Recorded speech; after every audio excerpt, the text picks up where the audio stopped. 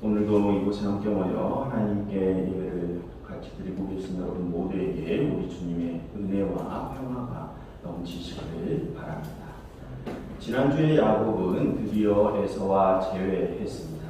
그때 야곱은 에서에게 자신을 낮추었고 에서는 그런 야곱을 반겨맞아 주며 서로 화해했습니다. 지난주에 그들이 보여준 모습은 우리가 서로 화해와 화목과 사랑을 이룰 때 우리가 하나님과 화해와 화목과 사랑을 이룰 수 있음을 보여주는 장면이었습니다. 지난주 본문은 우리가 그렇게 서로 수평적인 화해를 이루는 것이 우리가 하나님과 수직적인 화해를 이룰 수 있음을 말해주는 내용이었습니다. 그리고 이제 오늘의 본문으로 넘어옵니다.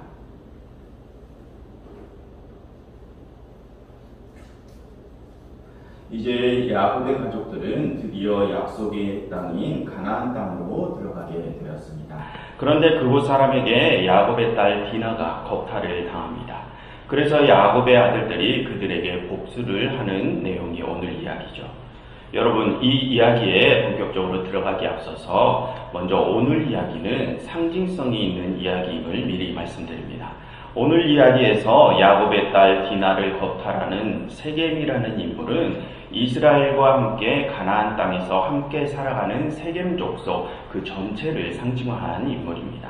그리고 야곱의 딸 디나가 그 세겜에 의해 겁탈을 당한 사건은 이스라엘이 하나님의 약속의 땅에 들어가서 다른 민족에게 문화적인 침범을 당했음을 상징하는 내용입니다.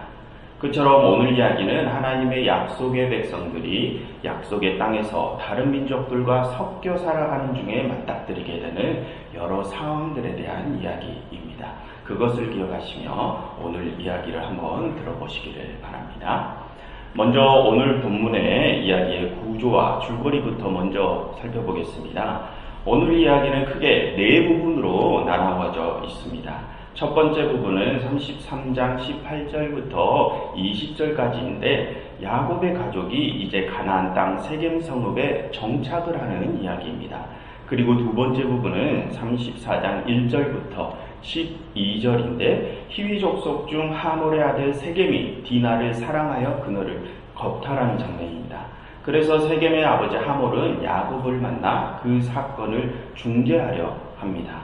하몰은 야곱과 그의 아들들을 만나서 그들에게 디나를 자신의 아들 세겜과 결혼시키자고 말을 하고 세겜 성읍에서 함께 살자고 제안을 합니다.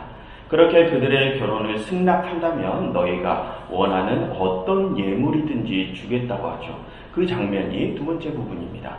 그리고 세 번째 부분은 34장 13절부터 29절인데요. 방금 세겜의 아비 하몰의 제안을 들은 야곱의 아들들은 하몰의 제안을 고려해보지 않고 감정적으로 이 사건을 받아들이게 됩니다. 그래서 그들은 세겜의 부족에게 복수할 계략을 꾸미죠. 야곱의 아들들은 하몰에게 너희가 우리와 함께 하려면 너희 모든 남자들이 다 할례를 받으라는 요구를 합니다.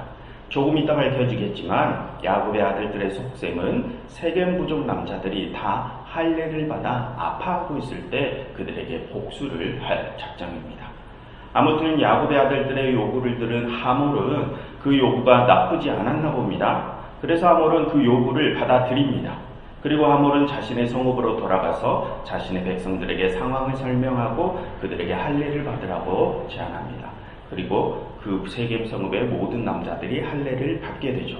그러니 방금 말씀드린 것처럼 야곱의 아들들이 그때를 타서 세겜 성읍에 들어가 디나를 엿보이게 한 세겜과 그 지역의 모든 남자들을, 세겜 성읍의 모든 남자들을 죽이게 됩니다. 그리고 그 성읍의 모든 재물과 부녀자들도 뺐습니다. 이 이야기가 세 번째 장면입니다. 그리고 34장 30절부터 31절이 마지막 네 번째 부분인데요. 아들들이 세겜 성읍에 복수하는 모습을 보고 야곱은 아들들을 질책하며 한탄합니다. 너희들이 나에게 화를 끼치게 했구나. 이제 곧 이 땅의 사람들이 우리를 쳐서 나를 죽이고 우리 모두를 망하게 하겠구나 라며 한탄합니다. 야곱의 아들들이 후일은 생각지도 않고 감정적으로 일을 처리해 더 큰 화를 불러오게 되었다는 것이죠. 그러니 야곱의 아들들이 야곱에게 그럼 우리 누이가 창녀되고 봤음이 옳습니까? 하고 이렇게 이렇게 대답을 하고 이야기가 마무리됩니다. 이처럼 오늘 이야기는 야곱의 딸 디나가 세겜에게 겁탈당하는 사건으로 인하여 야곱의 아들들이 복수를 하는 내용입니다. 그런데 살펴보신 것처럼 그 이야기의 결말이 깔끔하게 정리가 되어 있지 않습니다. 여러분, 마지막 장면을 한번 성경에서 다시 찾아보시면 야곱과 그의 아들들이 말싸움을 하는 그 장면이 마지막 장면인데, 그 장면을 다시 보시면 야곱의 아들들이 복수를 한 것이 잘한 일인지 아니면 잘못된 일인지 결말을 내주지 않고 둘이 말싸움만 하다 결론이 난다는 것을 알 수 있습니다. 야곱의 말을 들어보면 이제 이스라엘은 가나안 사람들에 의해 도리어 복수를 받게 되었으니 그 아들들의 복수는 잘못된 행동 같기도 하고, 반대로 아들들의 말을 들어보면 디나가 겁탈을 당해서 복수한 것이니 그 복수는 정당한 복수인 것도 합니다. 그래서 우리가 이 이야기를 읽으면 뭐가 옳은 것인지 헷갈립니다. 그럼 여러분, 이 이야기, 창세기의 저자는 왜 이처럼 결말이 두리뭉실한 이야기를 우리에게 들려주는 것일까요? 오늘은 그것을 알아보려고 합니다. 그럼 다시 첫 번째 장면으로 돌아가 천천히 그 내용을 들여다보면서 오늘 이야기 메시지를 살펴보도록 하겠습니다. 첫 번째 장면 34장 18절부터 20절을 보시면 야곱이 가나안 땅 세겜 성읍에 이르러 그 성읍 앞에 밭을 샀다고 합니다. 그리고 거기에 엘엘호에 이스라엘이라고 이름하는 제단을 쌓았다고 하죠. 여기서 밭을 샀다는 것은 이전에는 유목 생활을 하던 민족이 이제 그 밭에서 농사를 지으며 정착을 하겠다는 의미입니다. 그리고 이스라엘의 하나님이라는 제단을 쌓은 것도 이제 그 이스라엘의 하나님이 계신 그곳에서 하나님을 섬기겠다는 의미입니다. 그처럼 이 첫 번째 장면은 이스라엘이 드디어 약속의 땅에 정착했음을 의미합니다. 그리고 두 번째 장면을 보시면 거기서 34장 1절부터 2절을 보시면 오늘 이야기의 중심 사건이 일어납니다. 디나가 가나안 땅 여인들을 구경하러 나갔다가 세겜에 의해서 겁탈을 당하게 되죠. 여러분, 이 디나의 겁탈 사건은 사실 우리가 이중적인 시각으로 바라볼 수 있습니다. 여러분, 조금 전에 오늘 이야기는 상징적인 이야기라고 말씀드리지 않았습니까? 그럼 여러분, 디나가 겁탈을 당하는 장면이 무엇을 상징한다고 했습니까? 이스라엘의 문화가 가나안 문화에 의해 침범당했음을 상징한다고 했습니다. 여러분, 지금까지 이스라엘은 떠도는 생활을 하다가 이제 가나안에 정착을 했습니다. 그런데 문제는 그곳에는 이미 다른 민족이 살고 있다는 것이죠. 그래서 맨 끝에 34장 30절을 한번 성경에서 찾아보시면 그곳에는 이미 가나안 족속과 브리스 족속이 함께 살고 있음을 알 수 있습니다. 그러니 그런 이방 민족들과 함께 그곳에서 살아가게 되면 당연히 그들과의 문화적인 충돌, 종교적인 충돌이 일어날 수 있을 것 아닙니까? 그래서 그러한 상황 속에서 이스라엘 문화가 가나안 문화에 의해 침범당했음을 상징하는 이야기가 바로 오늘의 이야기입니다. 그런데 여러분, 그것은 반대로 이스라엘이 가나안 문화를 자의적으로 받아들였음을 의미할 수도 있습니다. 여러분, 뒤에 34장 3절을 보시면 세겜이 디나에게 그런 짓을 한 것이 그가 디나를 연모했기 때문임을 밝히고 있습니다. 세겜이 아주 나쁜 의도로 그렇게 한 것이 아니라고 저자가 밝히는 것이죠. 그가 그럼으로써 그 겁탈 사건을 모호하게 지금 희석을 시키고 있는 것입니다. 저자는 그것으로 인해 이 사건을 다른 시각으로 우리가 바라볼 수 있게 하는 것입니다. 여러분, 예전에 우리나라에도 보쌈을 해서 결혼하는 문화가 있지 않았습니까? 지금은 그것이 중차대한 범죄이지만 예전에는 그러한 결혼 문화를 좀 암묵적으로 인정을 했던 시대였다는 것입니다. 보쌈 후에 만약 그들이 결혼을 해서 가정을 꾸리면 그 결과를 보고 그러한 결혼 문화를 인정하던 사회였다는 것입니다. 그렇다고 해서 지금 그게 잘했다는 것이 아니고 예전의 사회 분위기가 그랬다는 것입니다. 그처럼 만약 오늘 이야기에서 하몰이 제안한 대로 디나와 세겜의 결혼이 성사되었다면 당시의 그 거탈 사건이 자연스러운 결혼 과정의 하나로 받아들여질 수 있었을 것입니다.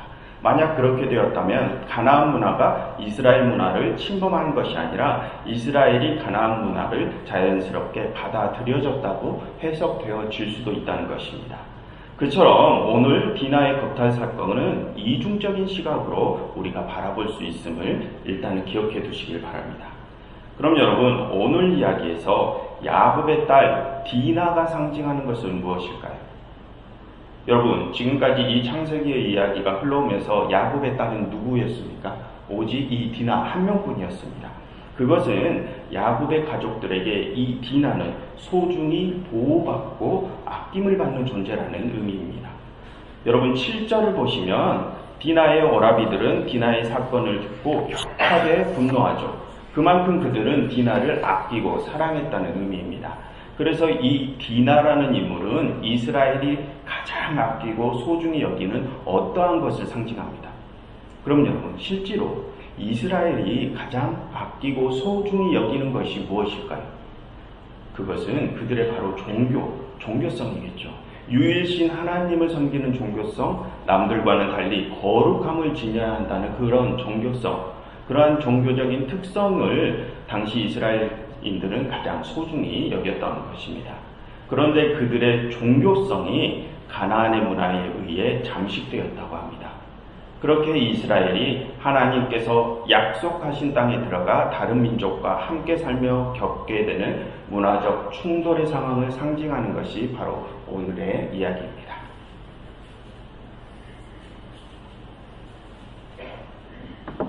그럼 여러분, 그러한 이야기가 지금 우리에게는 무엇을 의미할까요? 여러분, 누누이 말씀드리지만 하나님께서 우리에게 약속하신 하나님의 나라가 어디입니까? 바로 우리가 살아가고 있는 이곳, 하나님께서 약속하신 이곳이 바로 하나님의 나라입니다. 누가복음에 보면 하나님의 나라는 여기 있다 저기 있다보다니 어디 있다고 합니까? 바로 너희 안에 있다고 하시죠. 그런데 오늘 이야기는 바로 그곳에서 어떤 일이 벌어진다고 합니까? 하나님께서 약속하신 그곳에서 우리만 살아가는 것이 아니라 다른 이들도 함께 살아가고 있다고 합니다. 그러면서 이 세상의 문화와 하나님 나라의 문화가 충돌한다고 합니다. 그러니 그렇게 이 세상과 하나님 나라의 문화가 충돌하는 상황 속에서 우리가 어떻게 살아가야 하는지 오늘의 본문은 말하고 싶은 것입니다. 그럼 우리가 어떻게 살아가야 되는지 한번 들어보도록 하겠습니다. 다음 5절을 한번 보십시오. 디나가 겁탈을 당했다는 소식을 들은 야곱은 아들이 오기까지 잠잠히 기다렸다고 합니다.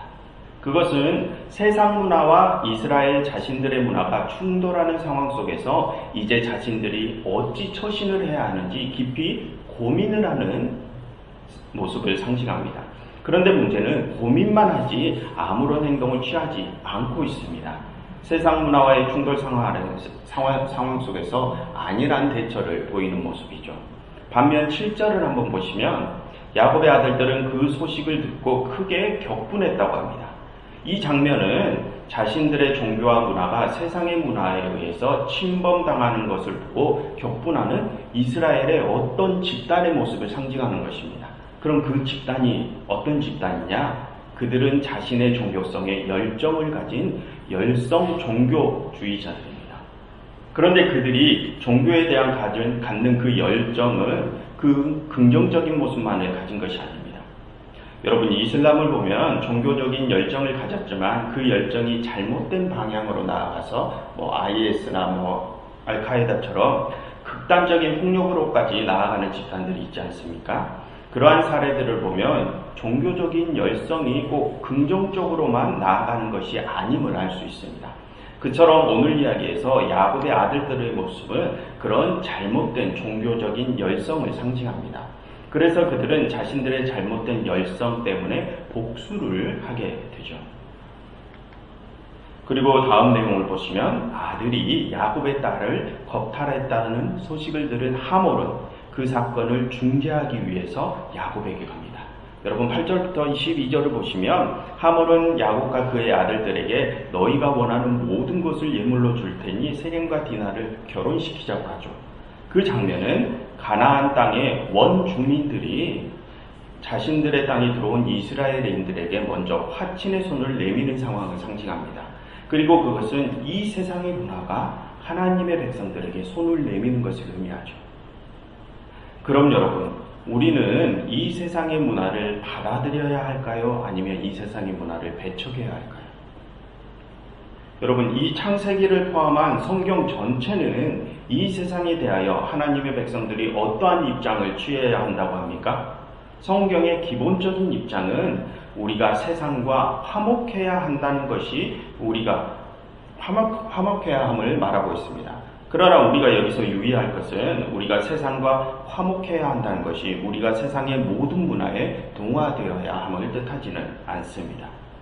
여러분 다음 내용을 보시면 13절부터 17절을 한번 보십시오. 거기를 보시면 야곱의 아들들은 화친의 손을 내민 하몰의 요구를 받아들이는 척하며 복수를 계획하죠. 그리고 하몰에게 너희의 모든 남자들이 할례를 받으면 우리가 너희의 제안을 받아들이겠다 합니다.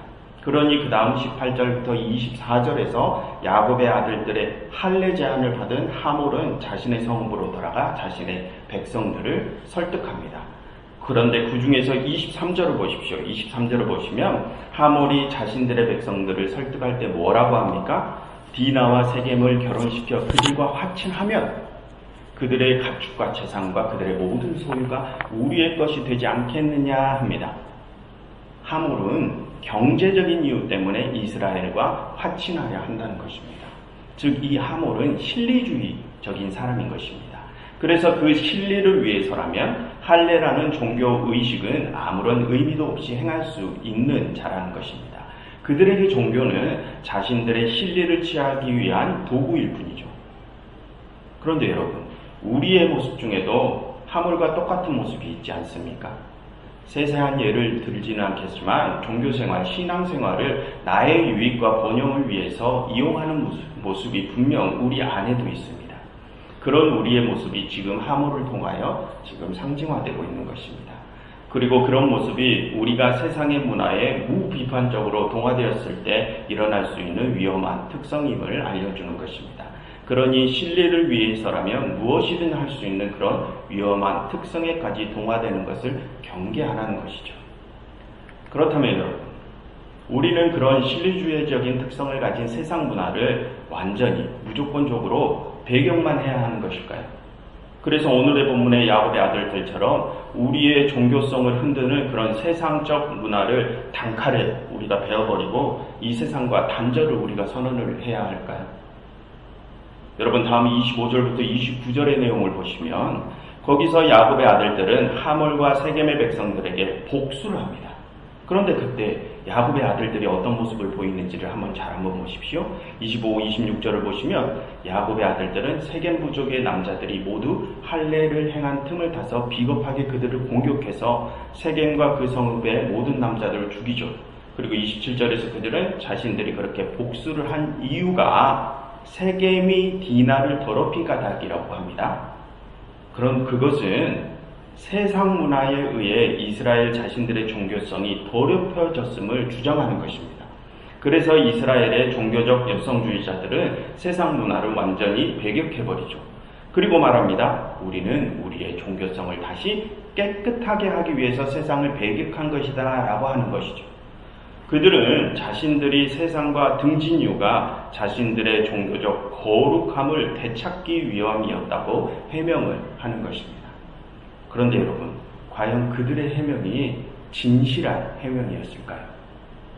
다음 28절과 29절을 보시면 야곱의 아들들이 세겜 성읍을 공격한 다음에 어떤 모습을 보입니까? 그 성읍에 있는 모든 가축과 재물을 노력하고 그 성읍의 부녀자들까지 취합니다. 무슨 뜻일까요? 방금 전에 그들은 자신의 종교적 거룩함을 되찾기 위해 세상과 등졌다고 했는데 그 말은 거짓말이라는 것입니다. 사실은 그들도 진리를 위해서 움직이는 자들과 매한 가지라는 것입니다. 그들은 진리를 위해 할례까지 했던 하몰과 비슷한 자라는 것이죠. 여러분 사무엘상 15장을 보시면 사울이 하나님의 명을 듣고 아말렉을 치는 장면이 나오는데 거기서 예언자 사무엘은 사울이 아말렉을 칠 때 그곳의 재물을 노력하는 모습을 보고 사울이 이렇게 말을 합니다. 어찌 왕은 하나님께서 악하게 여기시는 일을 행하시느냐라고 사울을 꾸짖습니다. 그처럼 성경에서는 이스라엘 사람들이 하나님의 명을 듣고 다른 이방 나라를 점령할 때 그들의 소유를 노력하는 짓을 금하고 있습니다. 그것은 하나님의 뜻에 반하는 행위라고요. 그런데 지금 야곱의 아들들이 보인 모습이 그와 똑같이 하나님의 뜻에 반하는 모습인 것이죠. 그러면서 방금 야곱의 아들들은 자신들이 세겜을 치고 세상을 등진 것이 하나님의 백성으로서 거룩함을 지키기 위함이라고 했었죠. 즉 그들은 거짓말을 했다는 것입니다. 만약 그들이 정말로 하나님의 백성으로서 거룩함을 지키기 위함이었다면 하나님의 뜻에 반하는 노략질과 부녀자 겁탈을 하면 안 되었죠. 사실 그들은 자신들의 실리를 채우는 일을 하면서 종교적인 이유를 거짓으로 내세웠다는 것입니다. 여러분, 우리들은 이런 말을 종종 하죠. 우리는 세상과 멀리 떨어져야 해. 왜냐하면 우리는 하나님의 자녀로서 거룩성을 지켜야 하기 때문이야 라는 말을 우리는 종종 합니다. 그런데 여러분, 우리가 세상을 배격하며 종교적인 열성을 보이는 이유가 정말로 내가 하나님의 자녀로서 거룩해지기 위함일까요? 혹시 우리의 종교적인 그 열정 안에 내가 이렇게 종교적인 열성을 보였으니 이제 나는 형통한 삶을 살게 될 거야, 이런 식의 그 실리를 목적으로 한 그러한 행동이 우리의 속내에는 없었습니까? 그러한 마음이 우리의 속내에는 없었습니까? 여러분, 우리는 이러한 문제에 대해서 내 자신에게 조금 솔직해질 필요가 있습니다. 우리는 우리가 세상과 등지며 신앙생활에 심취할 때 그게 정말 내가 하나님과 가까워지고 거룩해지기 위함인지 내 자신에게 정말 솔직히 질문을 해보아야 합니다. 여러분, 그 답은 오직 나만 알고 있습니다. 다른 이에게 내가 어떠한 해명을 하더라도 정말 그 속에 솔직한 답은 오직 나만 알고 있습니다. 그래서 여러분, 오늘의 본문도 그것에 대해서 우리 스스로 생각해 보도록 유도하고 있습니다. 여러분, 마지막 30절과 31절을 보시면 오늘의 본문은 야곱의 아들들이 한 일이 잘한 일인지 잘못한 일인지 그것에 대하여 속 시원히 말해주지 않고 그냥 질문으로 끝이 난다고 했습니다. 거기를 보시면 야곱은 자신의 아들들을 질책합니다. 그들의 복수로 인해 더 큰 화가 찾아오게 되었다고 질책하죠. 그러니 아들들은 그럼 누이가 더럽힘을 당하는 것이 옳습니까? 라고 질문합니다. 그리고 이야기는 야곱의 말이 옳은지 아들들의 말이 옳은지 대답해 주지 않고 그냥 끝이 나죠. 그것은 이 글을 쓴 저자가 이 글을 읽는 우리들로 하여금 그 문제에 대하여 우리 스스로 생각해 보게 하려는 것입니다. 여러분, 아까 야곱은 디나가 겁탈을 당했을 때 그 상황을 어떻게 대처해야 할지 곰곰이 생각했습니다. 그것은 세상 문화와 신앙인의 문화가 충돌할 때 깊이 고민하는 모습을 상징한다고 했었죠. 그러나 그는 고민만 할 뿐 아무런 대처도 하지 않았습니다. 여러분, 그 모습은 잘못된 것이죠. 여러분, 이 세상에는 하나님의 뜻에 반하는 문화가 있고 하나님의 뜻에 반하지 않는 문화가 있습니다. 그렇기에 우리가 그 모든 문화를 다 배격하는 것은 잘못된 것이죠. 하지만 우리가 하나님의 뜻에 반하는 문화가 우리의 신앙을 더럽힌다면 우리는 그것에 확신한 행동을 취해야 합니다. 하지만 오늘 야곱은 하나님의 뜻에 반하는 문화가 자신들의 신앙을 침범해도 가만히 있었죠. 그것은 잘못된 것입니다. 반면 야곱의 아들들의 모습은 어땠습니까? 그들도 잘못을 했습니다. 그들은 자신들의 거룩함을 지키기 위해 행동했다고 하지만 사실 그들은 자신들의 욕심에 의해서 행동한 것이나 마찬가지입니다. 거짓으로 자신들의 행동을 포장하며 자신들은 마치 거룩한 신앙인인 척 행동을 했다는 것입니다.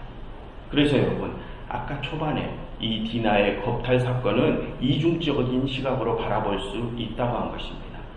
왜냐하면 지금 이 야곱의 아들들의 본심은 가나안의 문화를 자신들이 취하려는 게 목적이었기 때문입니다. 그런데 지금 그들은 거짓말을 하고 있죠. 자신들의 거룩함을 위해서 그 일을 했다고요. 본래는 자신들이 가나안의 문화를 받아들여 놓고서는 마치 자신들의 신앙이 침범당한 척 거짓말을 하고 있다는 것입니다. 아무튼 이 마지막 장면에서 야곱과 그의 아들들은 서로의 잘못을 꼬집으며 싸우고 있지만 사실 그들 모두는 자신들의 잘못을 남들에게 들키지 않게 꽁꽁 숨기고서는 밖으로는 온전한 신앙인들인 것처럼 거짓된 종교성을 보이고 있는 것입니다. 그런데 여러분, 제3자의 입장에서 이 사건을 바라보았던 우리는 알고 있죠. 이제 그들의 속내에는 어두운 모습이 있다라는 걸 우리는 알고 있습니다. 그러니 저자는 말하는 것입니다. 너희도 너희 자신의 어두운 속내를 제3자의 입장에서 객관적으로 정확히 바라보라고 말입니다. 여러분, 오늘의 본문은 하나님의 백성들의 신앙이 세상 문화와 충돌하는 이야기를 하고 있었습니다. 그 충돌의 상황 속에서 많은 일들이 일어나죠. 그 상황 속에서 고민만 하고 아무런 대처도 하지 않은 안일한 이도 있었고, 신뢰를 위해 종교를 이용하는 이들도 있었습니다. 반면 종교적인 열정 때문에 세상을 배격하는 이들도 있었습니다. 그러나 사실 그들의 종교적 열정은 진리를 챙기려는 본심을 꽁꽁 숨겨둔 거짓된 종교적 열정이었죠. 그럼 여러분, 그 어지러운 상황들 속에서 우리는 어떠한 모습을 보이며 살아가야 할까요? 오늘의 본문은 그에 대한 답을 주지 않습니다. 답을 주지 않고 그 문제에 대하여 우리 스스로에게 내 자신의 내면과 진솔하게 대화해 보기를 요구하고 있습니다. 여러분, 성경은 우리가 세상과 화목하기를 요구하고 있죠. 그러나 무조건적인 동화는 경계하라고 하고 있습니다. 즉, 세상 속에서 우리는 하나님의 자녀로서 거룩한 정체성을 지키며 그들과 화목해야 함을 요구하고 있다는 것입니다. 그럼 여러분, 내가 하나님의 자녀로서의 정체성을 잘 지키는지는 우리가 어떻게 알 수 있습니까? 그것은 내 스스로에게 물어봐야 할 수 있습니다. 내가 정말 진실한 목적과 의도를 가지고 신앙생활을 하는지, 참된 거룩함을 지키며 이 세상에서 살아가고 있는지는 오직 나만이 알고 있습니다. 여러분, 우리가 하나님 앞에 진정 거룩해지는 것은 내가 어떤 말과 행동을 하는지에 앞서서 내가 정말 어떠한 목적과 의도를 가지고 있는지에서부터 시작됩니다. 그런데 그것은 내 스스로만 알고 있죠. 그러니 여러분, 내 자신에게 정말 솔직해지시기를 바랍니다. 나의 내면에 있는 욕심과 이기심을 정면으로 대면하시고 나의 잘못과 죄악을 인정하시고 그것들을 깨끗이 덜어내십시오. 그것에서부터 우리의 거룩한 생활이 시작됩니다. 그리고 그럴 때에야 우리가 이 세상에서 온전한 하나님의 백성으로서 정체성을 가지고 세상에 함몰되지도 않고 세상을 배격하지도 않는 삶을 살아갈 수 있습니다. 그렇게 내 자신에게 솔직해지심으로 하나님 앞에 참된 거룩함을 지켜나가시는 여러분들이 되시기를 간절히 바랍니다. 기도하겠습니다. 하나님, 저희에게 진실한 마음을 주시사 저희가 하나님 앞에 온전한 거룩을 이룰 수 있게 하시옵소서. 예수 그리스도 이름으로 기도드렸습니다.